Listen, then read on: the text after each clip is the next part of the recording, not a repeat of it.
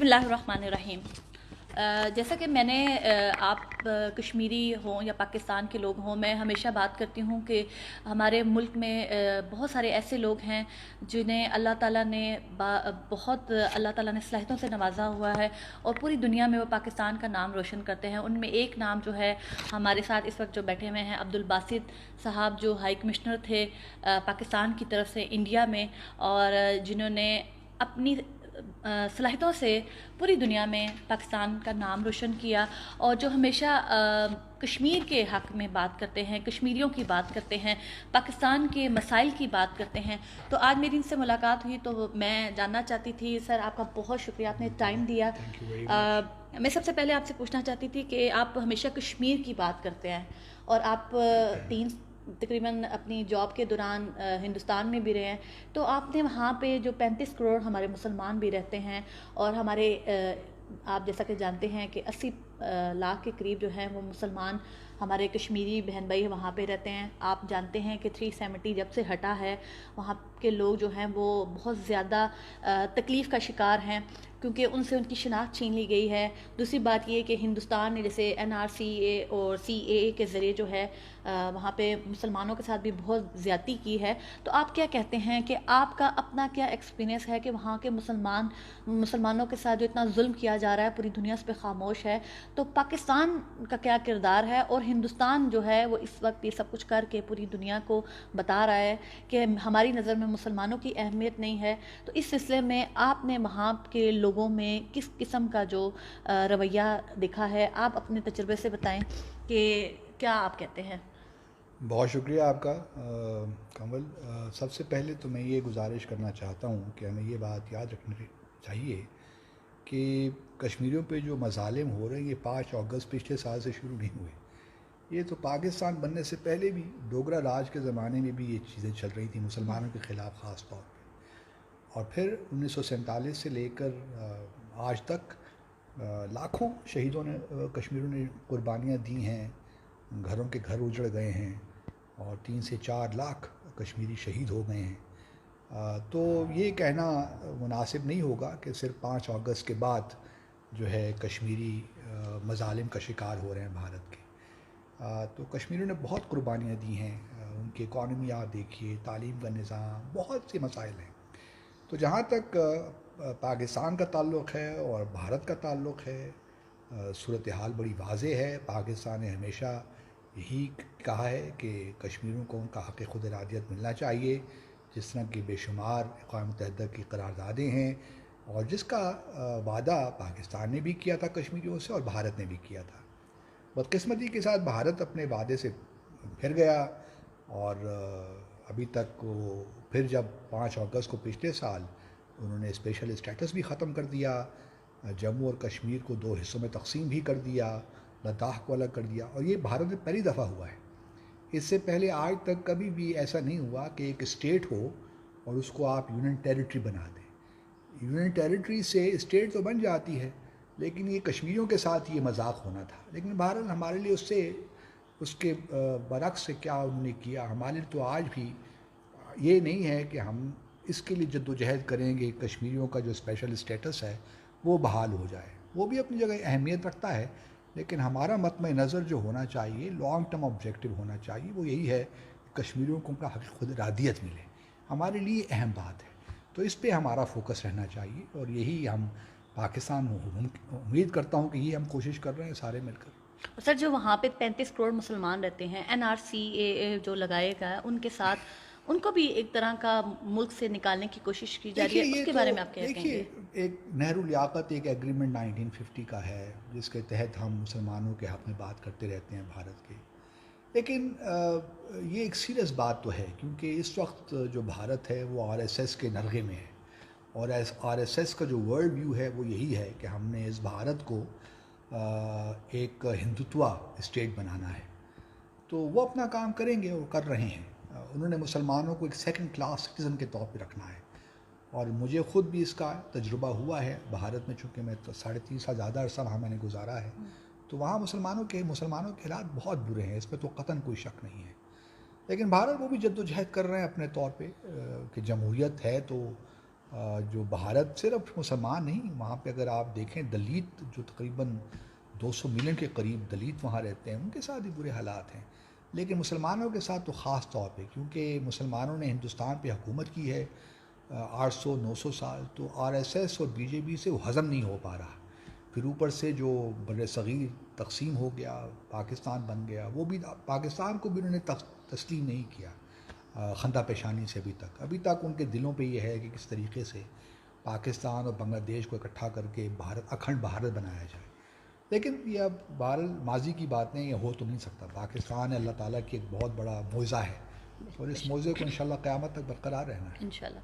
اچھا، آپ کو نہیں لگتا کہ دیکھیں جیسے یونائٹڈ نیشن میں جو ریزولوشن تھیں کہ دونوں ملکوں کو اپنی اپنی فوجیں نکالنی ہیں اور وہ اپنی فوجیں بھیجیں گے اور یہاں پہ ریفرینڈم کروایا جائے گا، کشمیری جو ہے وہ بہت زیادہ آپ آزاد کشمیر کے لوگوں کو زیادہ دیکھ لیں تو وہ لوگ کرٹیسائز کرتے ہیں کہ نہیں جی پاکستان اپنی فوجیں نکالے.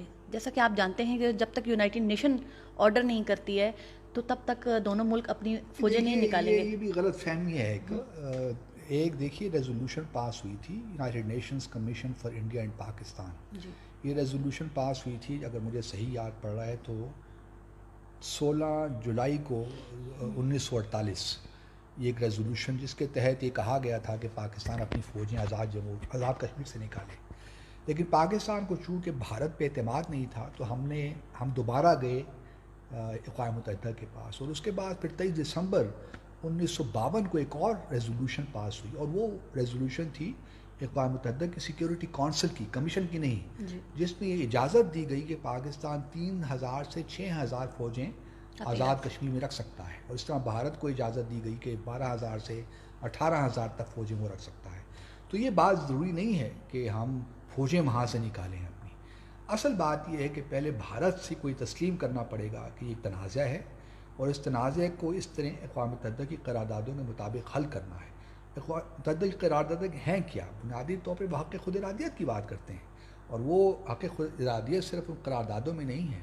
اگر دیکھیے اگر بنیادی مسئلہ یہ سمجھنا چاہیے کہ اگر اقوام متحدہ کی قرارداد نہ بھی ہوتی کشمیر پہ، تب بھی کشمیریوں کا یہ بنیادی حق ہے جو آپ ان سے نہیں چھین سکتے، کیونکہ یو این چارٹر میں ہے، انٹرنیشنل لاء میں ہے، universal declaration of human rights میں ہے.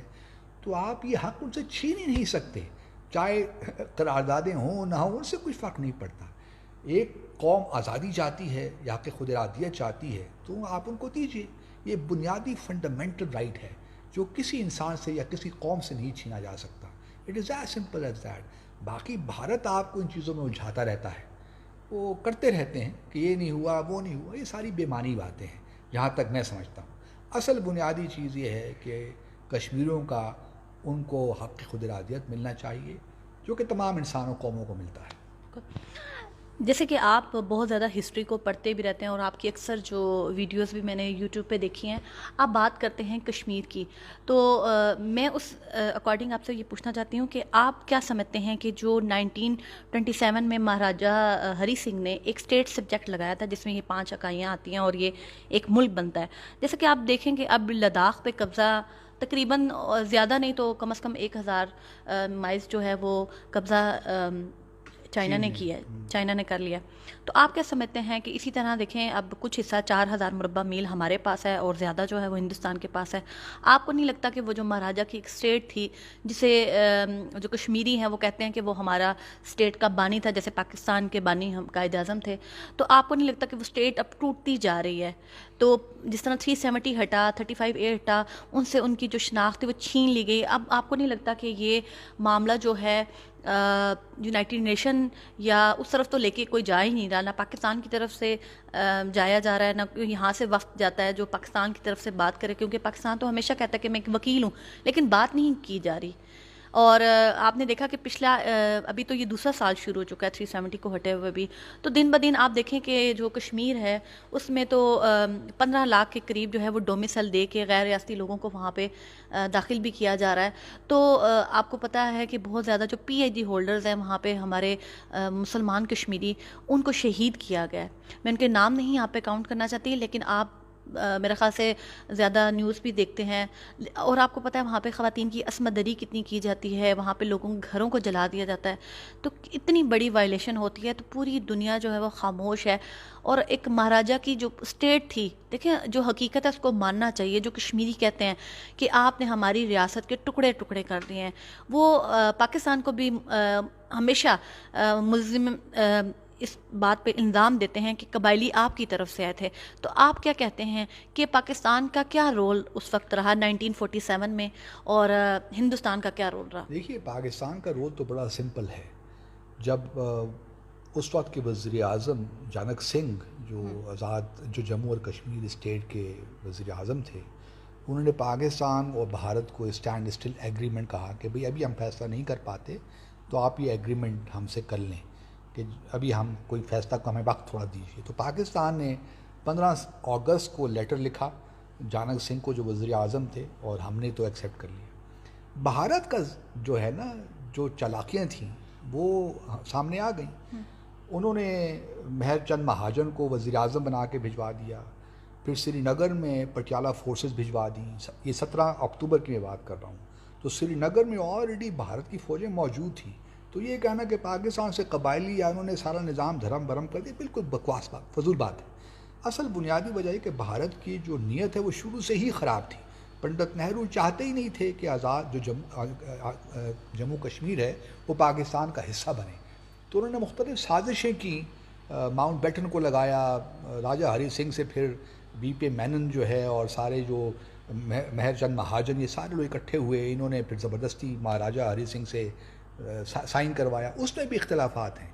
کچھ لوگ کہتے ہیں کہ G20، اگر آپ مہر چند مہاجن کی کتاب پڑھیے جو چیف جسٹس آف انڈیا بھی بنے بعد میں، جو وزیر اعظم تھے جموں اور کشمیر کے، وہ کہتے ہیں کہ 27 کو سائن ہوا تھا انسٹرومنٹ آف ایکسیشن. وی پی مینن کہتے ہیں، ان کی آٹو بایوگرافی ان کی پڑھی کتاب، تو وہ کہتے ہیں 26 کو سائن ہوا تھا. تو جو دو مین کردار تھے وہ آپس میں اختلاف ہی کر رہے ہیں. اور پھر ہم نے آج تک اوریجنل انسٹرومنٹ آف ایکسیشن بھی نہیں دیکھا. بہت سی دیکھیں غلطیاں ہو گئی ہیں، ہم مانتے ہیں پاکستان نے بھی غلطیاں کی ہوں گی کچھ نہ کچھ کہیں نہ کہیں، لیکن اس کا مقصد ہرگز یہ نہیں ہے کہ پاکستان اور بھارت کی جو، اور خاص طور پہ بھارت کی جو سازشیں ہیں اس کا جو ہے وکٹم کشمیری بنے. بالکل. یہ میں اس آرگومنٹ کے خلاف ہوں. اگر پاکستان نے بھی کچھ کیا غلط یا انڈیا نے بھی کیا ہے تو اس کی سزا کشمیریوں کو کیوں ملے؟ کشمیریوں کو تو باہر ان کا حق ملنا چاہیے. میرا بنیادی جو ہے جو آرگومنٹ ہے وہ یہی ہے. باقی ٹھیک ہے، پاکستان میں بھی ممکن ہے کچھ غلطیاں کر لی ہوں، لیکن بھارت کی جو سازشیں ہیں اس کا کوئی مقابلہ نہیں ہے. بھارت نے، آپ دیکھیں نا 5 اگست کے بعد جو سازشیں ہو رہی ہیں، خیر یہ تو ہمیں معلوم تھا، RSS کا جو ایجنڈا تھا کہ اس کو ٹرائیفرکیٹ کرنا ہے، جموں اور کشمیر کو اس کے 3 حصے بنانے، ابھی 2 بنے ہیں. پھر انہوں نے آبادی کا تناسب بھی تبدیل کرنا ہے، یہ بھی ہم سب جانتے ہیں. تو یہ کوئی نئی بات نہیں تھی، ہمیں یہ 2014 سے معلوم تھا کہ یہ ہو رہا ہے. اور ہم اپنی حکومت سے کہتے بھی تھے، اس زمانے میں دہلی میں تھا، حکومت سے بار بار کہتا بھی تھا کہ یہ ہونے والا ہے، ہمیں کوئی اسٹریٹجی بنانی چاہیے. لیکن بدقسمتی کے ساتھ اس وقت کی حکومت نے خاص توجہ نہیں دی. اچھا سر، میں آپ سے پوچھنا چاہتی ہوں، آپ بتائیں کہ کشمیر کا جو حل ہے وہ کیا ہے، کیونکہ ان کی جو ریاست ہے جس کی وہ مانگ کرتے ہیں، چاہے وہ خود مختار ہو، چاہے وہ الحاق پاکستان ہو، بیسیکلی جو اصل میں 5 اکائیاں تھیں وہ تو کچھ چائنا کے پاس چلے گی، کچھ پاکستان کے پاس ہے، کچھ ہندوستان کے پاس ہے. ان کی تو اسٹیٹ ٹوٹ چکی ہے، ان کا ایک ملک ٹوٹ چکا ہے، اور ظلم بھی ان پہ کیا جا رہا ہے، ان کو وہ حقوق بھی نہیں دیے جا رہے. تو اب آپ کو کیا لگتا ہے کہ پاکستان کو کیا اقدامات کرنے چاہیے کشمیر کی آزادی کے لیے؟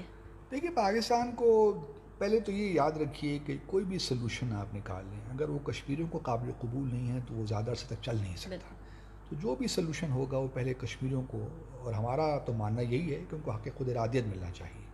اب کیا ہوتا ہے آئی ڈو ناٹ نو، بہت سی چیزوں پہ ڈیپینڈ کرتا ہے کہ کشمیر کے اندر سیاسی جد و جہد کیسے چلتی ہے، آیا ریزسٹنس کیسے بڑھتی ہے، بہت سی چیزیں ہیں. اس کے بعد اگر آپ دیکھیے تو پاکستان کو سب سے پہلے تو ایک special envoy on Jammu and Kashmir بنانا چاہیے، کیونکہ ہمیں ایک فوکل پوائنٹ چاہیے کشمیر میں. جب تک وہ نہیں ہوگا، اور یہ پچھلے 4 سال سے کہہ رہا ہوں کہ special envoy for Jammu and Kashmir ہونا چاہیے، تاکہ جتنی بھی آپ کی سفارتکاری ہے، جتنے بھی ڈائمنشنز ہیں کشمیر کے اسٹرگل کے، ان کو سب ایک جگہ لا اکٹھا کرے. بدقسمتی سے اس وقت پاکستان کے پاس کوئی بھی اسٹریٹجی نہیں ہے، کوئی ورک، ہمارے پاس پلان آف ایکشن کوئی نہیں ہے. ہم صرف باتوں پہ اور اپنی اسٹیٹمنٹس پہ تکیہ کر رہے ہیں، لیکن ان سے کچھ نہیں نکلنا. نیا نقشہ بھی آپ نے نکال دیا، اس کا بھی کوئی فائدہ مجھے نظر نہیں آتا. یہ ساری چیزیں جو ہیں پاکستان کی ڈومیسٹک کنزمپشن کے لیے ہیں، لوگوں کو یہاں پہ خوش کرنے کے لیے ہیں. اصل بات یہ ہے کہ آپ بھارت پہ پریشر کس طرح بلڈ کرتے ہیں. ایک پریشر بلڈ ہوگا مقبوضہ جموں اور کشمیر کے اندر سے، اور ایک پریشر بلڈ ہوگا دنیا سے. جب تک یہ دونوں چیزیں ساتھ ساتھ نہیں ہوں گی اس وقت تک بھارت ٹس سے مس نہیں ہوگا. آپ میری یہ بات یاد رکھیے. تو پاکستان کے لیے ایک بہت بڑا چیلنج ہے کہ یہ کس طرح کیا جائے.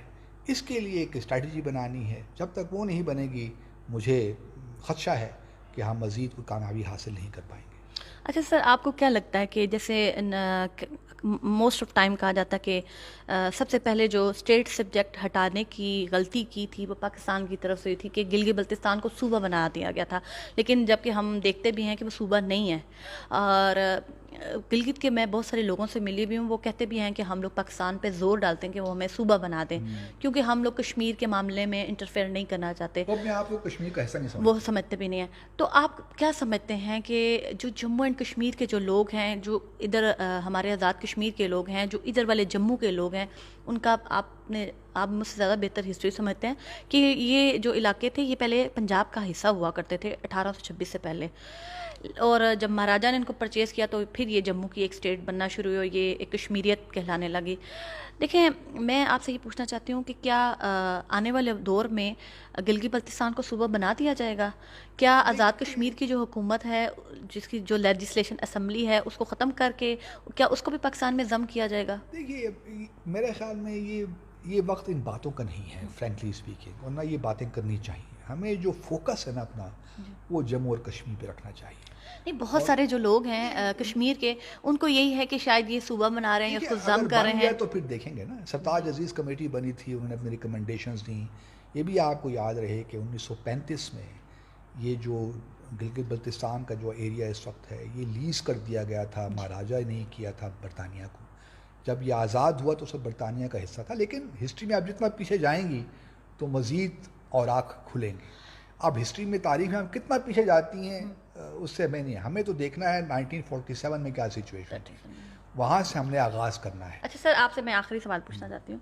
آپ کی نظر میں یہ جو شملہ ایگریمنٹ ہوا تھا، کراچی ایگریمنٹ، تاشقند ایگریمنٹ، جو ڈفرینٹ ایگریمنٹس کیے گئے تھے، کشمیر کے لوگ بہت زیادہ اس کے خلاف بات کرتے ہیں کہ پاکستان نے یہ ہمارے ساتھ اچھا نہیں کیا.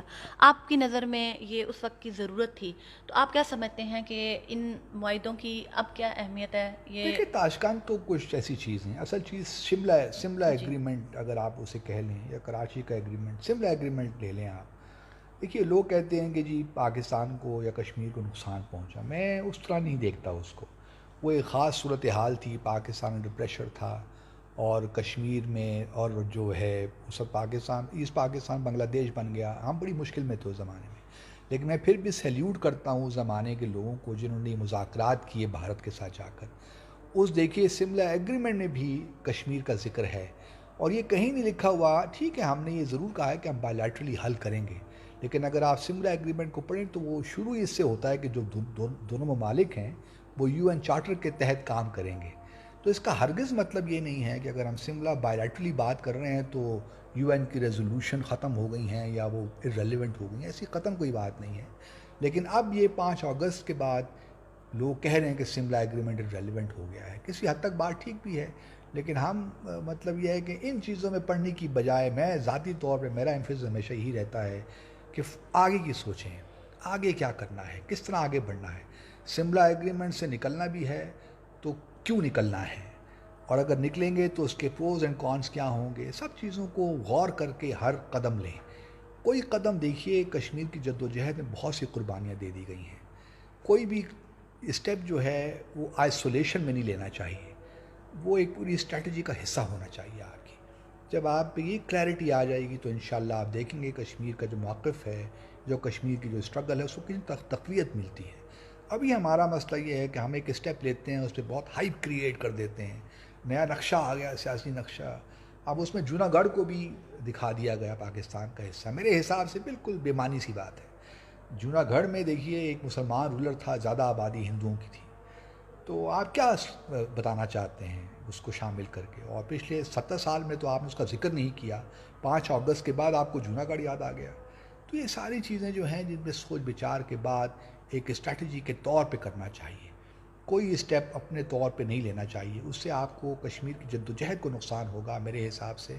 اس لیے میں بار بار حکومت سے یہی کہتا ہوں کہ خدا را ایک اسپیشل انوائے اپوائنٹ کر لیجئے، ایک اسٹریٹجی بنا لیجئے، پھر آپ دیکھیے کشمیر انشاءاللہ کہاں سے کہاں پہنچتا ہے اس کی جدوجہد۔